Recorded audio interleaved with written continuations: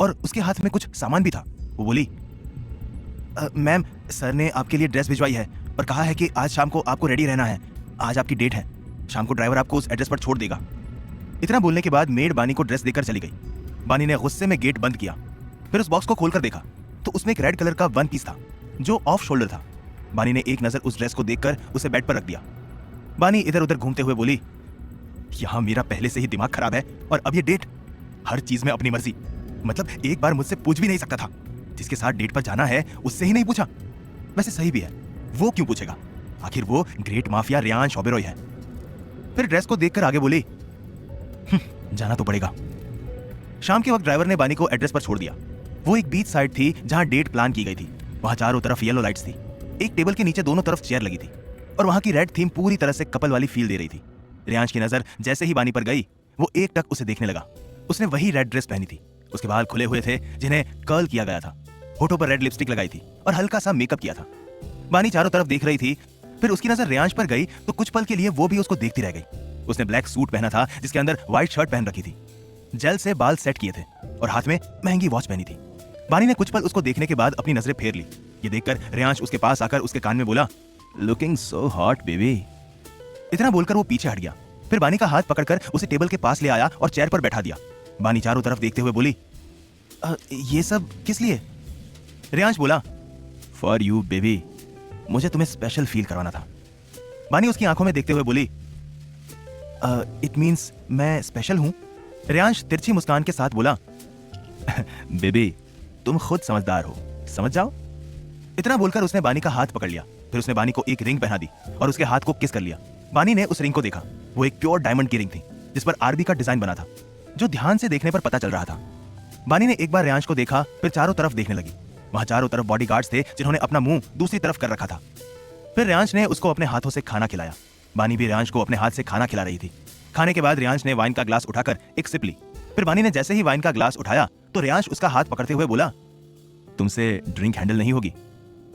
बानी बोली, ऐसा नहीं है, वो तो उस दिन किसी ने ड्रिंक में कुछ मिला दिया था। रियांश बोला, बेबी आई नो, बट तुम ये हैंडल नहीं कर पाओगी। तुम बस 19 साल की हो। उसकी बात सुनकर बानी ने ग्लास वापस टेबल पर रख दी। फिर चेयर से उठकर अपनी हील्स उतार दी और नंगे पांव रेत पर चलने लगी। बानी को यहाँ बहुत सुकून मिल रहा था। उसके बाल हवा में उड़ रहे थे। वहीं रियांश वाइन पीते हुए बानी को ही देख रहा था। बानी वहीं रेत पर नीचे बैठ गई। लहरें उसके पैरों को छू रही थी और वो शांति से सामने देख रही थी। तभी उसको अपने बगल में किसी की प्रेजेंस फील हुई।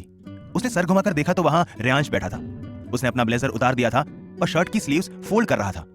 बानी रियांश को देखकर फिर से सामने देखने लगी। फिर बानी धीरे से बोली, कितनी शांति है ना यहाँ। रियांश सामने देखते हुए बोला, पर इन लहरों में काफी शोर है।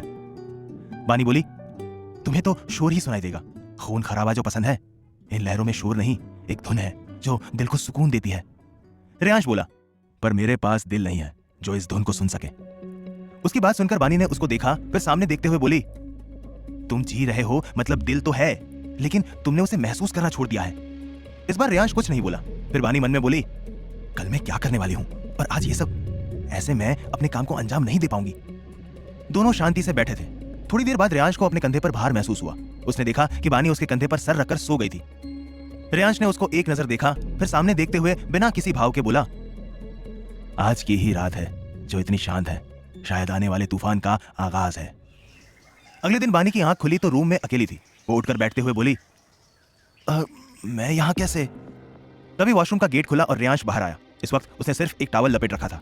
बानी की नजर कुछ पल रियांश पर थम गई, लेकिन फिर वो अपने नजरें फेर कर लेट गई। रियांश बानी के पास आते हुए बोला, वर्स्ट मॉर्निंग बेबी। उसकी बात सुनकर बानी रियांश को देखने लगी। फिर उसे अपनी कही हुई बात याद आई। वो कड़वाहट से मुस्कुराते हुए बोली, वर्स्ट मॉर्निंग। इतना बोलकर वो बेड से उठ गई और वॉशरूम की तरफ जाने लगी। तभी रियांश ने उसका हाथ पकड़कर अपनी तरफ खींच लिया। बानी को उसके एक्शन का बिल्कुल अंदाजा नहीं था, इसीलिए वो झटके से रियांश के सीने से लग गई और रियांश उसको लेकर बेड पर गिर गया। इस वक्त बानी रियांश के ऊपर थी। वो चिल्लाते हुए बोली, ये क्या हरकत है? तभी रियांश उसको पलटकर खुद उसके ऊपर आ गया। वो बानी के गाल को एक हाथ से पकड़ते हुए बोला, आवाज नीचे। तुम्हारी इतनी औकात नहीं है कि तुम मेरे सामने अपनी आवाज ऊंची करो। इतना बोलकर उसने बानी के गालों को छोड़ दिया। रियांश की पकड़ काफी टाइट थी, इसलिए बानी की आंखें नम हो गई थी। फिर रियांश उसकी गर्दन में अपना चेहरा छुपाकर लंबी सांसें लेने लगा। रियांश ने इस वक्त सिर्फ टॉवल पहनी थी, जिसकी वजह से बानी बहुत अनकंफर्टेबल फील कर रही थी। फिर वो उसके कान में बोला, तुम्हारी खुशबू मुझे पागल करती है बेबी। यू नो व्हाट, तुम मेरी सबसे प्रेशियस चीज हो जो हमेशा मेरे पास रहेगी। I never let you go. Reyansh की बात सुनकर बानी ने अपने हाथों की मुट्ठियां कस ली। फिर रेयांश ने अपना चेहरा बानी के चेहरे के सामने किया।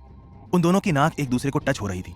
बानी उसकी आंखों में देखते हुए बोली, मैं कोई चीज नहीं हूं।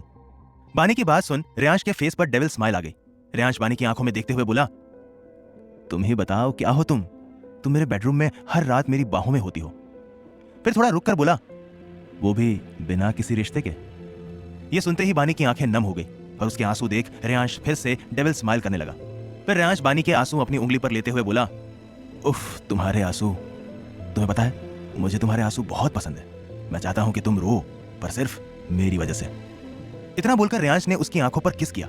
फिर उसके ऊपर से उठकर बिना उसे देखे क्लोजेट रूम में चला गया। बानी वैसे ही बेड पर लेटी रही। उसकी आंखों में आंसू नहीं थे, अगर कुछ था तो सिर्फ नफरत। उसने एक नजर क्लोजेट रूम की ओर देखा, फिर वॉशरूम में चली गई। बानी शावर ऑन करके उसके नीचे खड़ी हो गई। शावर का ठंडा पानी उसके ऊपर गिर रहा था, पर आज उसके अंदर एक आग थी जो शांत नहीं हो रही थी। वो खुद से बोली, आज तुम्हें पता चलेगा कि बानी मेरा क्या है। मैं तुम्हें नहीं छोड़ूंगी रेयांश, बस आज की रात, और फिर तुम्हारा चैप्टर मेरी जिंदगी से हमेशा के लिए क्लोज। करीब 1 घंटे बाद बानी बाहर आई और सीधे क्लोजेट रूम में चली गई। उसने बाथरोब पहन रखा था। उसने अपनी साइड का डोर स्लाइड किया और अपने कपड़ों के बीच से एक छोटा सा ब्लूटूथ निकाला। ये ब्लूटूथ हमेशा कबीर से कनेक्ट रहता था और इसे ट्रेस करना बहुत मुश्किल था। बानी ब्लूटूथ अपने कान में लगाकर बोली, बानी रिपोर्टिंग। कबीर बोला, बानी एवरीथिंग ऑलराइट? बानी बोली, यस कबीर, मुझे तुम्हें यह बताना था कि मैं वो करने को तैयार हूं जो तुमने कहा था।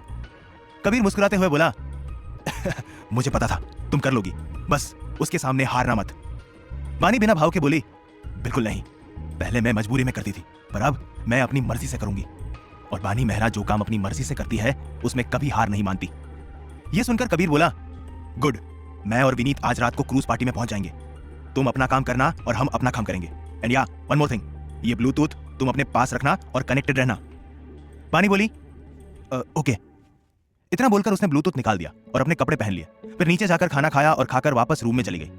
वो किसी से कोई बात नहीं करती थी, इसीलिए सब उसे घमंडी समझते थे, पर बानी को कोई फर्क नहीं पड़ता था। उसे बस जल्दी से अपना काम पूरा करके यहां से निकलना था। शाम को 2 लड़कियां बानी की ड्रेस लेकर रूम में आई। रेयांश ने उसे क्रूज पार्टी के बारे में पहले ही बता दिया था। बानी ड्रेस पहनकर आई और ड्रेसिंग टेबल के सामने चेयर पर बैठ गई। कुछ ही देर में उन दोनों लड़कियों ने बानी को रेडी कर दिया और बाहर चली गई। बानी ने खुद को ऊपर से नीचे तक देखा। उसने ब्लैक कलर का स्ट्रिप वाला गाउन पहना था जो बैकलेस था और फ्रंट से भी डीप नेक था। उसके बाल राइट कंधे पर खुले हुए थे और लेफ्ट साइड के बालों को डायमंड क्लिप से सेट किया था। होठों पर रेड मैट लिपस्टिक लगाई थी।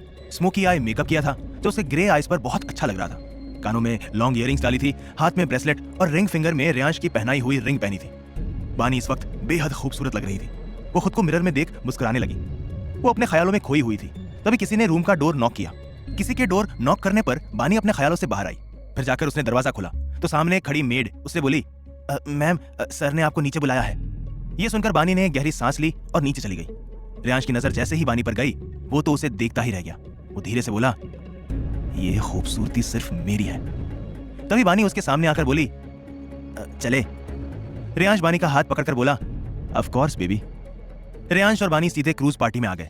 यहाँ हर तरह के लोग थे, लेकिन ज्यादातर लोग तो बिजनेसमैन थे या फिर माफिया के। इस पार्टी की थीम प्योर ब्लैक थी। ये देखकर बानी मन में बोली, ऐसा लग रहा है जैसे नर्क में आ गई हूं।